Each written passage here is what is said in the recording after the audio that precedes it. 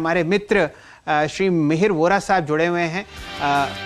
आप हैं max life insurance के कर्ता धर्ता CIO और पिछले 3 दशक से बाजार को बहुत ही करीबी तौर से आप देखते हैं। और मैं आपको एक बात और इंटरेस्टिंग बताऊं मिहिर जी के बारे में, आशीष जी, जब वो बाजार को नहीं देख रहे होते ना, तो वो बहुत सारी कॉमेडी इवेंट्स में भी जाते हैं जहां उनको आप देख सकते हैं YouTube पर।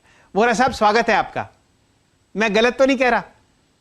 बिल्कुल, जाकिर खान ने बड़ा फेमस कर दिया मुझे। तो जाकिर वो इंदौर वाले? जी जी बिल्कुल। फेमस क्यों कर दिया मिहिर साहब? आपको क्यों लगता है कि ये बात मैंने अभी छेड़ी? आप ही बताओ ना सर, क्या मामला क्या है मिहिर साहब? जाकिर खान का जो फर्स्ट इवेंट था, जिससे जाकिर खान का नाम बना 2016 में, तब से उनकी ट्रेजेक्टरी जो एक्सपोनेंशियल गई थी, वो इवेंट मैंने अटेंड की थी। और वो इवेंट ओपन एयर में थी, वीडियो शूटिंग काफी अच्छी थी। तो मेरे जो फेस पे कैमरा 2-3 बार फोकस हुआ, और वो YouTube वीडियो इतना पॉपुलर है, मेरे ख्याल से 5 करोड़ से ज्यादा उसके व्यूज हैं। तो उसकी वजह से जाकिर खान की रब ऑफ जो फेम है वो थोड़ी मुझे भी मिल गई। ये जाकिर खान का वाला वीडियो है क्या, वो बादल वाला, खिड़की पे बैठना है फ्लाइट पे? बिल्कुल, तो ये तो फेमस होना ही था सर। वही वीडियो से जाकिर खान का एक्सपोनेंशियल गया था। जी चलिए, तो मिहिर वोरा साहब के बारे में मैं आपको 1-2 बातें बताता हूं। हम लोग आपस में जुड़े हुए हैं पिछले 25 साल से। अच्छा। और बहुत ही बारीकी से वोरा साहब बाजार को देखते हैं, और वैसे भी 35,000 फीट पर जब वो उड़ते हैं, क्योंकि इंश्योरेंस प्लेयर हैं और बहुत ही लंबी अवधि के लिए बाजार में निवेश करते हैं, तो उनके स्टॉक पिक्स बहुत जाने वाले हैं और बहुत ही लंबे अरसे से बाजार से जुड़े हुए हैं।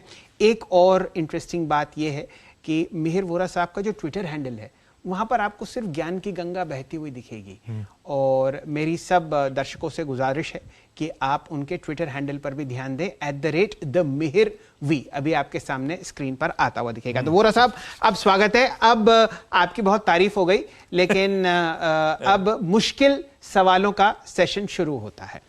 बताइए, क्या राय बजट पर? 4 दिन बचे हैं और यहां पर हम काफी बिकवाली बाजार में आते हुए देख रहे हैं। क्या ये चिंताजनक है? ये बिकवाली जो है वो थोड़ी नॉर्मल है, क्योंकि जैसे ही हमने पिछले बार में डिस्कस किया था, बाजार में काफी ऑप्टिमिज्म है, काफी थोड़ा बहुत यूफोरिया भी बोल सकते हैं। तो थोड़े वैल्यूएशंस वगैरह ओवर स्ट्रेच हो चुके हैं। हमें ये भी पता है कि जो FY22 है, अगला फाइनेंशियल ईयर है, उसमें GDP ग्रोथ तो अच्छी होनी है, बिकॉज FY21 का जो लो बेस है -7, -8% का, वहां से हम +10, +11% ग्रो करेंगे। तो एक जो है लो बेस की जो पास्ट है, उसको छोड़ के हम हाई ग्रोथ की फ्यूचर देख रहे हैं। तो वो ऑप्टिमिज्म थोड़ा ओवरबॉट हो चुका है शायद, तो उसकी वजह से ये वॉलेटिलिटी आपको दिख रही है। एंड जैसे ही आपके प्रीवियस जो पहले वाले जो पैनलिस्ट थे, उन्होंने बोला कि क्योंकि बजट अभी बस 4-5 दिन की बात है, तो may be some traders, some speculators are taking some positions off the table, थोड़ा कंजर्वेटिव होके बजट में जाएंगे। तो ये मुझे कोई अबनॉर्मल तो नहीं लग रहा है, लेकिन बजट इंपॉर्टेंट इवेंट है, उसके बारे में हमें जरूर बात करनी चाहिए। बजट आपने कहा मिहिर सर इंपॉर्टेंट इवेंट है, और ये बजट को लेकर होप्स और बढ़ गई जब निर्मला मैम ने कह दिया कि 100 साल में ऐसा नहीं देखा होगा, इस बार वैसा देखने को मिलेगा। तो थोड़ा सा, क्योंकि एक्सपेक्टेशन तो बहुत बढ़ गई उस स्टेटमेंट के बाद कि बहुत बड़ा बजट आने वाला है, ये बजट में वाकई बहुत बड़े स्टेप, बोल्ड स्टेप देखने को मिलने या फुस होने वाला है? सर, आपका आकलन क्या कहता है? आपको क्या लग रहा है और क्या होगा ऐसा? तो देखिए, एक नंबर्स है बजट में, which are important, of course they are important, और एक जो नैरेटिव है, जो बजट की स्पीच है, जो डायरेक्शन प्राइम मिनिस्टर और फाइनेंस मिनिस्टर इकोनॉमी को देना चाहते हैं, वो भी इक्वली इंपॉर्टेंट हो जाती है। तो हम जो कहते हैं ना, बॉडी लैंग्वेज या जो इंटेंशन है, वो भी खास इंपॉर्टेंट है। तो ये बजट में देखिए, टेलविंड तो ये है कि ग्लोबल लिक्विडिटी फ्लोज इतने स्ट्रांग है कि हम थोड़े फिस्कल डेफिसिट बढ़ा के भी दिखाएंगे, तो मुझे नहीं लगता कि ग्लोबल इन्वेस्टर्स या ग्लोबल रेटिंग एजेंसीज को 1 साल या 2 साल के लिए कोई दिक्कत होगी, क्योंकि सारी ग्लोबल इकोनॉमी अपनी फिस्कल डेफिसिट बढ़ा रहे हैं, क्योंकि पैंडेमिक की जो कोरोना वायरस की जो इम्पैक्ट थी, बहुत ज्यादा थी। इनफैक्ट जो कंजर्वेटिव नेशंस हैं, उन्होंने भी 5 से 10% फिस्कल डेफिसिट अपनी बढ़ाई है कोरोना वायरस को फाइट करने के लिए। तो एक जो हमें लीवे है, मेंटल लीवे है, वो अच्छी तरह से यूज करें हम, और फिस्कल स्टिमुलस बढ़ाएं, तो एक बड़ी अच्छी स्टेप हो सकती है। ये एक्सपेक्टेशन थोड़ी मार्केट में बिल्ड हो रही है। एंड सेकेंडली हमने जो 3 या 4 बड़े स्टेप्स देखे हैं आत्मनिर्भरता के लिए। सबसे पहले हम आपको याद होगा सितंबर 2019 में जो कॉर्पोरेट टैक्स 15% किया गया था इन्वेस्टमेंट्स के लिए, जो नेक्स्ट 3 साल में कंपनी अगर मैन्युफैक्चरिंग कैपेसिटी डालती है तो 15% कॉर्पोरेट टैक्स, बहुत ही कॉम्पिटिटिव कॉर्पोरेट टैक्स लगेगा उनको on that facility, on that increment capacity. Secondly हमने देखा कि इलेक्ट्रॉनिक कंपोनेंट्स और टीवी में जो प्रोडक्शन लिंक इंसेंटिव स्कीम आई और मोबाइल फोन में खास करके, वो काफी सक्सेसफुल प्रूव हुई है। और लास्ट 6 महीने में गवर्नमेंट ने ये रियलाइज किया है कि ये और भी सेक्टर्स को इंक्लूड कर सकते हैं, जैसे कि टेक्सटाइल्स है, केमिकल्स है, ऑटो पार्ट्स है, बहुत सारे सेक्टर्स है जहाँ पे हमें चाइना और अदर एशियन कंट्रीज से कंपटीशन आ रही है। उसको हम इंपोर्ट रोक के देश में बनाएंगे तो एक ट्रेड डेफिसिट बढ़ेगी, करेंसी स्ट्रांग होगी, और मोस्ट इंपॉर्टेंटली जो फिस्कल डेफिसिट और जॉब क्रिएशन है वो इम्पोर्टेंट है। तो बजट में ये भी देखना है कि कैसी जो नई स्कीम्स हैं वो नए सेक्टर के लिए प्रोडक्शन इंसेंटिव स्कीम्स लाएं। तो पहले तो आपने एक कॉर्पोरेट टैक्स कट किया न्यू इन्वेस्टमेंट्स के लिए, सेकंड नए सेक्टर्स प्रोडक्शन इंसेंटिव स्कीम में आएंगे, एंड थर्ड इज डिफेंस जो है वहां भी इंडिजिनाइजेशन की बात हो रही है कि ज्यादा से ज्यादा डिफेंस प्रोक्योरमेंट लोकल सोर्सिंग से करे, तो ये भी एक बड़ा किकर हो सकता है। तो ये 3 या 4 जो स्टेप्स हैं जो हम देख रहे हैं ऑन द मैन्युफैक्चरिंग साइड, जो जॉब क्रिएशन कर सकती है वो इम्पोर्टेंट है। चौथी बात यह है कि रियल एस्टेट और इंफ्रास्ट्रक्चर में प्राइवेट सेक्टर पार्टिसिपेशन के लिए क्या किया जाता है, और हाउसिंग फाइनेंस और हाउसिंग इंकरेज करने के लिए क्या किया जाता है, वो भी एक इम्पोर्टेंट इवेंट हो सकती है। तो ये अगर 3-4 चीज में कुछ स्ट्रॉन्ग मेजर्स आए तो एक direction wise body language wise बहुत अच्छी स्ट्रॉन्ग मैसेजिंग हो सकती है। नंबर्स में भी हमारे पास फ्लेक्सिबिलिटी है, गवर्नमेंट को थोड़ा अग्रेसिव होने का स्कोप है, तो वो भी करें, तो एक जो पॉजिटिव माहौल है वो बना रहेगा। मुश्किल काम है एफएम साहिबा की सबके एक्सपेक्टेशंस को मीट करना जी, बड़ा नर्वस पीरियड होगा उनके लिए, है ना। और ऊपर से जैसे लोगों की एक्सपेक्टेशंस को भी मीट अप करने की जरूरत है। बिल्कुल। और हमारी टैक्स कट्स वाली टैक्स कट्स तो होने चाहिए, पता नहीं, लेकिन तो सेस मेरे साथ होने वाले हैं क्या, या सेस लगने वाला है?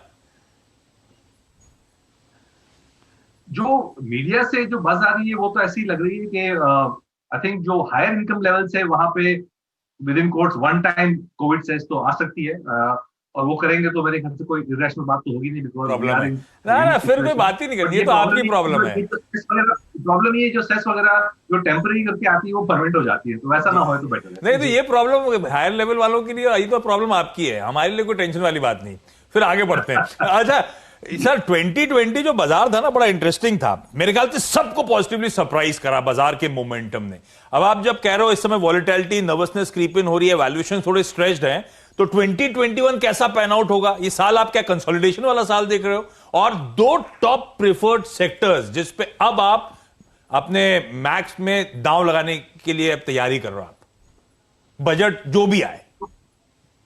बिल्कुल, तो मैंने आज भी 1-2 आर्टिकल्स में मेंशन किया है कि जो नेक्स्ट फ्यू इयर्स के रिटर्न्स जो हैं ये लेवल से शायद single digit type of returns हमें मार्केट से दिखे, लेकिन मार्केट निफ्टी नहीं है। मार्केट में बहुत सारे हंड्रेड्स ऑफ स्टॉक्स है जहां पे अभी भी जो परफॉर्मेंस है वैल्यूएशन से अट्रैक्टिव है। तो हमने ये देखा है कि 2018 का जो पीक बना था मिड कैप और स्मॉल कैप में, उसकी वजह से मार्केट काफी पोलराइज्ड है। तो जब हम कहते हैं कि मार्केट रिटर्न्स या निफ्टी रिटर्न्स सिंगल डिजिट में आ सकते हैं नेक्स्ट 1-2 साल के लिए, उसका मतलब ये नहीं कि सारे स्टॉक्स के रिटर्न्स जो है सिंगल डिजिट में होंगे। There is a lot of scope because there is a lot of polarization. जो टॉप 5-10 स्टॉक्स है वो डबल या ट्रिपल हो चुके हैं, और बॉटम के जो स्टॉक्स हैं बियॉन्ड से 100 स्टॉक्स अगर देखें हम मार्केट के, तो उनकी परफॉर्मेंस इतनी अच्छी नहीं है, वहां पे वैल्यूएशन वगैरह काफी अभी भी अट्रैक्टिव है। तो स्टॉक पिकिंग का जो है मेरे ख्याल से ये साल रहेगा।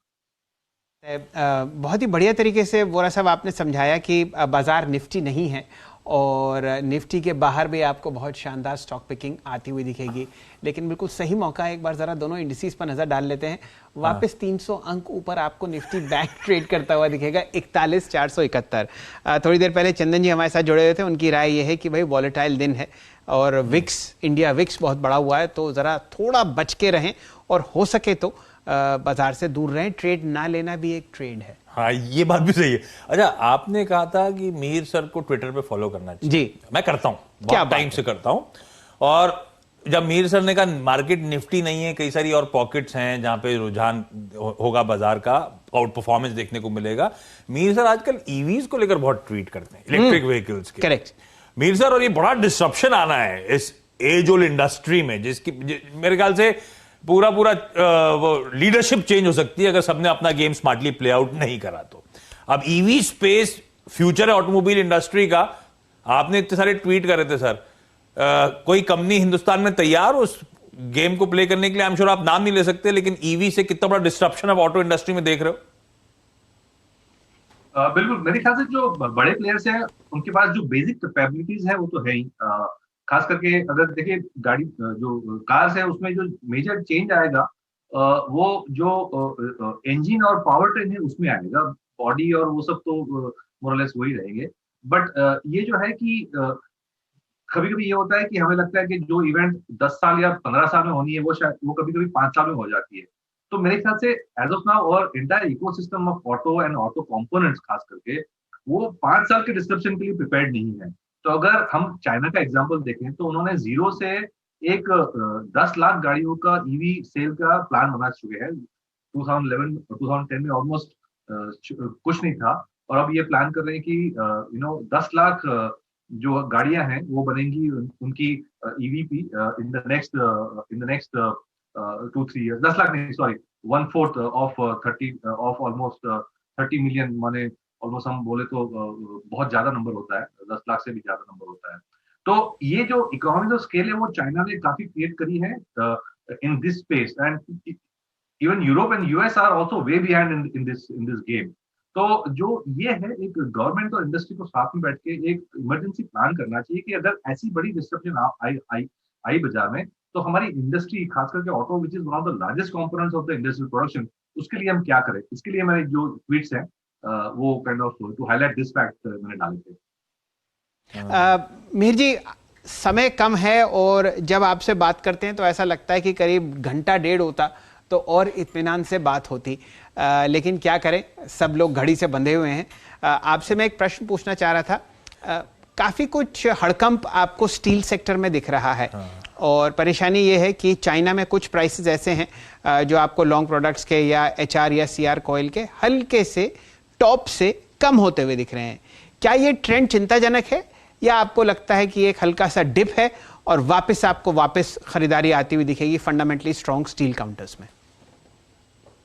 देखिए, स्टील और कोई भी कमोडिटी है वो हमेशा सिक्लिकल ही रहती है। तो अगर मेरा स्ट्रक्चरल व्यू पूछें, लॉन्ग टर्म व्यू, तो हमारा व्यू टिपिकली कमोडिटीज में अंडरवेट या नेगेटिव रहता है, क्योंकि you have to play the cycle. ऐसे बाय एंड होल्ड वाली जैसे कंज्यूमर या ऐसे सेक्टर्स हैं IT वगैरह, फार्मा में, वो बाय एंड होल्ड स्ट्रेटेजी वहां पे चल सकती है।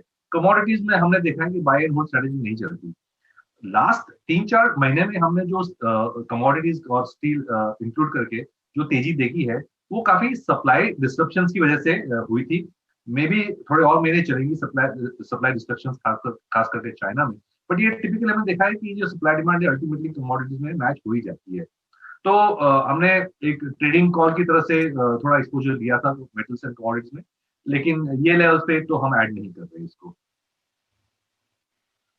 ओके, मीर सर, बहुत बहुत धन्यवाद वक्त निकालने के लिए, डिटेल में बातचीत करने के लिए। अब जब बजट पेश हो जाएगा सर, उसके बाद आपसे फिर से थोड़ा समय चाहेंगे समझने के लिए कि ये बजट आपकी एक्सपेक्टेशंस पे कितना खरा उतरा और अब हमें कैसे रीस्ट्रेटेजाइज करना है उस बजट के प्रेजेंटेशन के बाद मार्केट्स में। फिंगर्स क्रॉस करके वेट करते हैं फर्स्ट। यही कर सकते हैं सर।